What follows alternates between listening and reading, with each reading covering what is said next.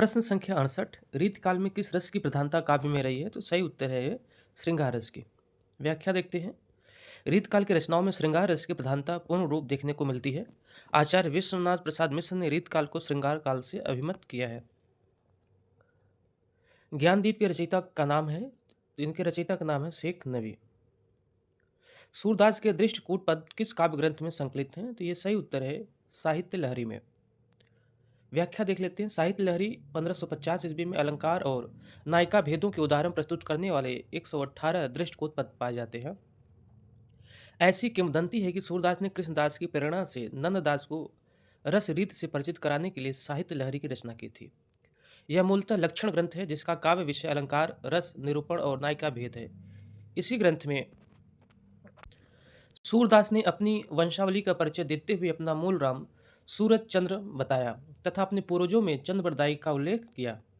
अगला प्रश्न देखते हैं। आचार्य रामचंद्र शुक्ल ने रीतकाल का समय माना है, तो इन्होंने रीतकाल का समय 1700 से 1900 विक्रम संवत माना है।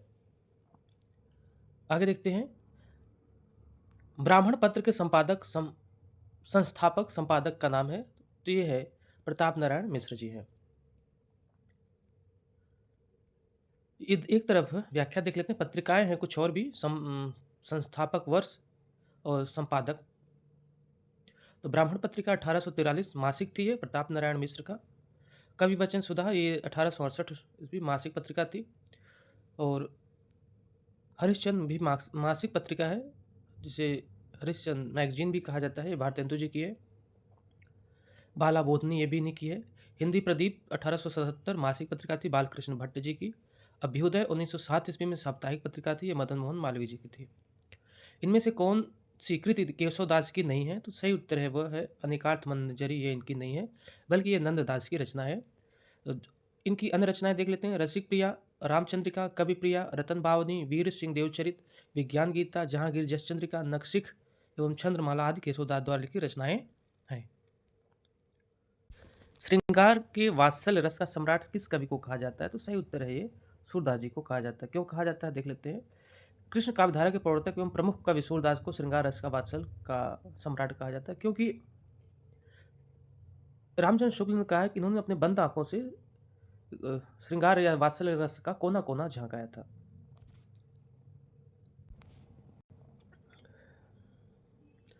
अष्टछाप में कवियों की संख्या कितनी है? तो इनकी संख्या 8 मानी गई है। और गोस्वामी विठल नाथ ने 1965, देखो यहाँ पे गलत दे रहा है, ये 1900 हर जगह, ये 1565 ईस्वी है। ये 1565 ईस्वी में 4 वल्लभाचार्य के और 4 अपने शिष्यों को मिलाकर अष्टछाप की स्थापना की। वल्लभाचार्य के शिष्यों में थे कुंभनदास दास जी, सूरदास, परमानंद और कृष्णदास। और विठलनाथ के शिष्य थे गोविंद स्वामी, छीत स्वामी, चित्रबुद्ध और नंददास। निम्नलिखित में से कौन देशज शब्द है? तो खिड़की यहाँ पे देशज शब्द है। हिंदू मक पर पाव न राख्यो का बहुते जो हिंदी भाख्यो, यह काव्य पंक्तियाँ किस बोली में है? तो यह अवधी बोली में है। व्याख्या देखते हैं। जानत है वह सर्जनहारा, गलत लिखा हुआ यहाँ पे, जो किछु है मन मरम हमारा, हिंदू मक पर पाव न राख्यो का जो बहुते हिंदी भाख्यो। यह अवधी बोली में लिखी प्रसिद्ध पंक्तियाँ सूफी काव्य परंपरा के प्रसिद्ध एवं अंतिम कवि नूर मोहम्मद द्वारा लिखित अनुराग बांसुरी, जो कि 1764 में प्रकाशित हुई थी, में वर्णित है। नूर मोहम्मद की अन्य कृतियाँ हैं इंद्रावती तथा फारसी भाषा में लिखित रौजतुल हकायत नामक ग्रंथ है। इदम रमेशस्य पुस्तकम अस्ति का हिंदी अनुवाद क्या होगा? तो यह होगा, यह रमेश की पुस्तक है, यह इसके हिंदी अनुवाद है। ऋण मुक्त में कौन सा समास है? तो इसमें अपादान पुरुष है, तत्पुरुष समास है, क्योंकि अलग होने के अर्थ में है तो वहाँ पे अपादान होगा। आगे देखते हैं। छ ध्वनि का उच्चारण स्थान है, तो यह उच्चारण छान पूछा गया ना, तो ये छ जद है, ये तालव्य होता है, तो या नहीं यहाँ पे तालव्य, इसमें से कोई नहीं सही है, तालव्य होता है। इनमें से कौन सी लिपि नहीं है? तो गुरुमुखी भी है, अरबी भी है, देवनागरी, अंग्रेजी नहीं है, बल्कि अंग्रेजी की लिपि रोमन होती है। उसके प्राण सूख गए, इस वाक्य में प्राण का वचन निर्धारित कीजिए। तो प्राण हमेशा बहुवचन में होता है। खाक में मिलाना मुहावरे का सही अर्थ क्या होगा? तो इसका अर्थ होगा नष्ट कर देना। सज्जन का संधि विच्छेद क्या होगा? तो इसका सही उत्तर होगा सत और जन, तो सज्जन बनता है। यह व्यंजन संधि है। 1975 के बाद की कविता को इनमें से क्या नाम दिया गया? तो यहाँ से उनको समकालीन कविता नाम दिया गया। इनमें से कौन सी कालिदास की दूसरी रचना है? तो अभिज्ञान शाकुंतलम को कालिदास की दूसरी रचना मानी जाती है। यह 7 अंकों का नाटक है। इसका उपजीव पद्म पुराण एवं यह श्रृंगार रस प्रधान कृति है। इसे कालिदास का सर्वश्रेष्ठ नाटक माना जाता है। रघुवंशम कालिदास द्वारा रचित महाकाव्य है, जबकि प्रतिभा नाटकम भास तथा 10 रूपक ध्वनि विरोधी आचार्य धनंजय द्वारा लिखित ग्रंथ है। 10 कुमार चरित किसकी रचना है? तो यह भवभूत की रचना है। यह श्रृंगार रस प्रधान 3 खंडों की रचना है। 10 कुमार चरित का उपजीव ग्रंथ वृहत कथा है। इसमें 10 राजकुमारों के प्रेम व सत्ता प्राप्ति के लिए उनके प्रयासों के दौरान सुख दुख का वर्णन है। गठरी एक शब्द है, एक ऐसा शब्द है, तो यह स्त्रीलिंग शब्द है। मति शब्द में कौन सी विभक्ति है? तो इसमें प्रथमा विभक्ति है। इकारांत स्त्रीलिंग है। राम दरबारी उपन्यास किसका है?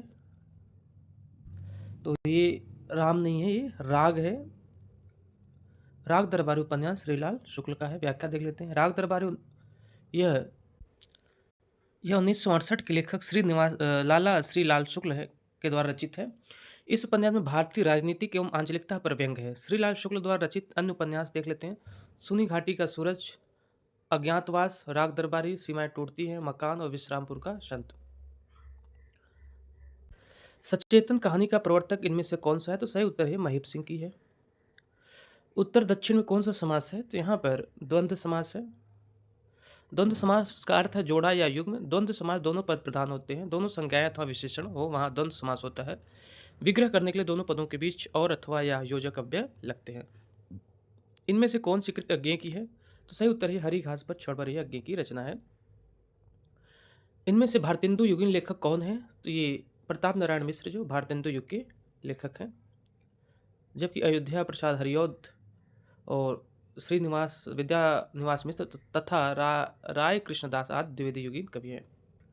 बालिका गच्छन्ति अस्ति का हिंदी अनुवाद क्या होगा? तो इसका हिंदी अनुवाद होगा बालिका जा रही है। कामायनी में कुल कितने सर्ग है? तो कामायनी में कुल 15 सर्ग है। यह 1935 में प्रकाशित हुई थी। इसमें मुख्य रस शांत जिसे निर्वेद है। आचार्य शांतिप्रसाद द्विवेदी ने कामायनी को छायावाद का उपनिषद कहा है। कामायनी के सर्ग हैं चिंता, आशा, श्रद्धा, काम, वासना, लज्जा, कर्म, ईर्षा, ईड़ा, स्वप्न, संघर्ष, निर्वेद, दर्शन, रहस्य, आनंद। राम रावणम ममार में कौन सा लकार है? तो यहाँ पर लिट लकार है। यशोदा हरि पालने झुलावे, हलरावे दुलरावे, मल्हावे जाई, सोई कछुगावे। उपयुक्त पंक्ति में कौन सा रस है? तो यहाँ पर वात्सल्य रस है। राम भक्ति शाखा में रसिकोपासना का समावेश किसने किया है? तो यहाँ पे अग्रदास जी ने किया है। व्याख्या देखते हैं। स्वामी अग्रदास ने राम भक्ति शाखा में रसिक भाव का समावेश कर रसिक संप्रदाय की स्थापना की। अग्रदास ने अपनी गद्दी जयपुर के पास रहवास में स्थापित की। रसिक संप्रदाय में उन्हें अग्र अली के नाम से भी जाना जाता है। स्वामी अग्र अली द्वारा रचित रचनाएं हैं ध्यान मंजरी, हितोपदेश, उपरवाणा, बावनी, राम ध्यान मंजरी, कुंडलियाँ, अष्टयाम या रामाष्टयाम आदि। निज दिन बरसत नैन हमारे, सदा रहत पावस ऋतु हम पर, जब से शाम सिधारे। उपयुक्त पंक्ति में कौन सा रस है? तो यहाँ पर वियोग श्रृंगार है।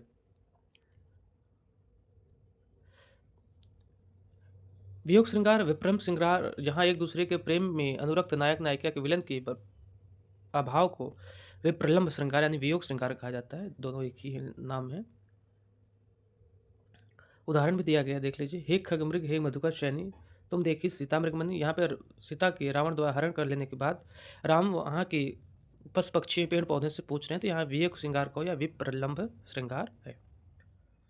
मगही किस प्रदेश की बोली है? तो मगही ये बिहार की बोली है। मगही बिहार में बोली जाती है। मगही भोजपुरी तथा मैथिली बिहारी हिंदी की बोलियां हैं जो मगही अपभ्रंश के अंतर्गत आती हैं।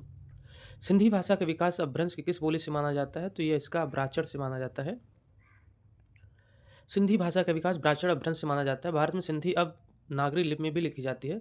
सिंधी भाषी लोग गुरमुखी लिपि का भी प्रयोग करते हैं। पाकिस्तान में सिंधी भाषा अरबी लिपि में लिखी जाती है। महिला आंचल के लेखक कौन है? तो इसके लेखक है फणीश्वरनाथ हेरेरो। आंचलिक उपन्यास है इनका। ये 1954 ईस्वी में रेणु द्वारा लिखित एक आंचलिक उपन्यास, इसमें पूर्णिया जिले के मेरीगंज गांव की कथा का वर्णन है। रेणु के अनुपन्यास हैं परति परिकथा, दीर्घतपा, जुलूस, कितने चौराहे आदि। इनमें से छायावादी कवि कौन नहीं है पूछा गया, तो कौन नहीं है छायावाद के कवि नहीं है, तो इनमें शिव मंगल सिंह सुमन नहीं, बाकी तीनों हैं। शिव मंगल सिंह सुमन प्रगतिवादी युग के लेखक हैं, जबकि सूर्यकांत त्रिपाठी निराला, सुमित्रानंद पंत एवं जयशंकर प्रसाद छायावाद के प्रसिद्ध कवि हैं। रघुकुल रीति सदा चली आई, प्राण जाए पर वचन न जाए, इन पंक्तियों में किस छंद का प्रयोग किया गया है, तो यह चौपाई छंद का प्रयोग किया गया है। और चौपाई सममात्रिक छंद होता है। इसमें 4 चरण होते हैं, प्रत्येक चरण में 16-16 मात्राएं होती है। पहले चरण की तुक दूसरे चरण से तथा तीसरे चरण की तुक चौथे चरण से मिलती है। प्रत्येक चरण के अंत में यति होती है। रत्नाकर कृत उद्धव शतक किस भाषा में लिखा गया है, तो यह ब्रज भाषा में लिखा गया है। और गंगा उत्तरण इन्हीं की है। हरिश्चंद्र हिंडोला, श्रृंगार लहरी, कलकासी तथा विराष्टक आदि रत्नाकर के अन्य काव्य ग्रंथ हैं। इनको उर्दू में जकी नाम से भी जाना जाता है। कहती हुई यूं उत्तरा के नेत्र जल से भर गए, हिम के कणों से पूर्ण मानो हो गए पंकज नए। इन पंक्तियों में किस अलंकार का प्रयोग हुआ है, तो इसमें उत्प्रेक्षा अलंकार का प्रयोग हुआ है। उत्प्रेक्षा का अर्थ होता है संभावना प्रकट करना। जहां उपमेय यानी प्रस्तुत में कल्पित उपमान अप्रस्तुत की संभावना की जाती है, वहां उत्प्रेक्षा अलंकार होता है।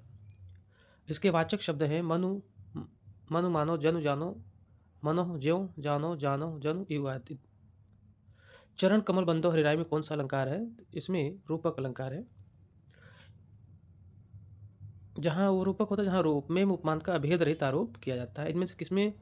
इनमें से किसने सर्वाधिक ऐतिहासिक नाटक लिखे हैं, तो इसमें सही उत्तर है जयशंकर प्रसाद ने सर्वाधिक ऐतिहासिक नाटक लिखा है। हिंदी साहित्य में सर्वाधिक ऐतिहासिक नाटक जयशंकर प्रसाद ने लिखे हैं। इनमें से एक मोक्ष का पर्यायवाची शब्द है, तो वह है निर्वाण। मोक्ष का पर्यायवाची शब्द है निर्वाण, इसके अन्य पर्यायवाची शब्द हैं मुक्त, छुटकारा आदि। 8वां सर्ग किस विधा की पुस्तक है, तो यह नाटक विधा की पुस्तक है। 8वां सर्ग 1976 सुरेंद्र वर्मा का नाटक है। यह नाटक 3 अंकों में विभक्त है। इस नाटक के माध्यम से अभिव्यक्ति की स्वतंत्रता पर बल दिया गया है। कालिदास के कुमार शंभु महाकाव्य के 8वें सर्ग पर आधारित है। यह नाटक 8वां सर्ग है। बालकृष्ण शर्मा नवीनकृत काव्य में इनमें से कौन सा है, तो इसमें से सही उत्तर है ये हम विस्पाय जन्म की इनका रचना है। हम विस्पाय जन्म के काव्यकृत की रचनाकार बालकृष्ण शर्मा नवीन है। नवीन की अन्य रचना है कुमकुम, रश्मिरेखा, अपलक, क्वासी, विनोमा, स्तवन तथा उर्मिला। इनमें से कौन सा जोड़ा सही है पूछा गया है, तो चिंतामणि की रचना है काव्य प्रकाश, बाकी गलत है।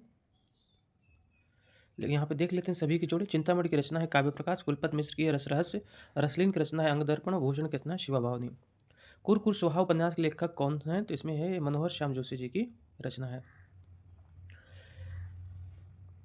कुरकुर सुहा 1980 मनोहर श्याम जोशी की प्रसिद्ध उपन्यास है। इसमें बम्बई महानगर के फिल्म जगत के यथार्थ का चित्रण किया गया है। मनोहर श्याम जोशी की मूलतः किस्सा गो के रूप में प्रसिद्ध है। इनकी अन्य उपन्यास है कसब यानी क्या जाने, हरिया, हरक्यूलिस की हैरानी, टाटा प्रोफेसर, हमजाद, क्याब यानी अजीब, कौन, मैं हूँ मैं, कपीस जी, वधस्थल तथा उत्तराधिकारिणी आदि की रचना है। इनमें से किस नाटक में नारी के पुनर्लग्न की समस्या उठाई गई है, तो सही उत्तर है ध्रुव स्वामी में। जयशंकर प्रसाद द्वारा रचित ध्रुव स्वामी 1933 नाटक में नारी के पुनर्लग्न की समस्या उठाई गई है। जो समाचार भेजता हो उसके लिए एक शब्द में क्या कहते हैं, उसके लिए कहते हैं संवाददाता।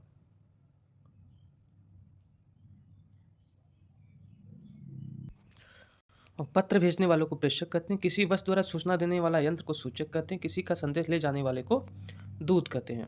रामू घर से निकला, इस वाक्य में घर से में कौन सा कारक है, तो ये अपादान कारक है।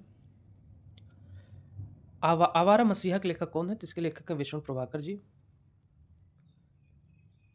निम्नलिखित में से कौन सा तालव्य ध्वनि है पूछा गया है, तो ये च जो है ये तालव्य ध्वनि है। अत्याचार शब्द में कौन सी संधि है, तो इसमें यण संधि, अति धन आचार, अत्याचार यण संधि है। मालती माधव किसकी रचना है, तो यह भवभूत की रचना है। कविता का बहुवचन क्या होगा, तो इसकी कविताएं होती हैं बहुवचन इसका। कविता का रामचरितमानस महाकाव्य की रचना का श्रीकरण कब हुआ था, तो ये यहाँ पे तो इसका श्री गणेश 1574 में हुआ था। यह तुलसीदास द्वारा अवधि में भाषा में लिखा गया महाकाव्य है। इसे लिखने में 2 वर्ष 7 माह और 26 दिन लगे थे। अतः भी विकल्प यहाँ पे सही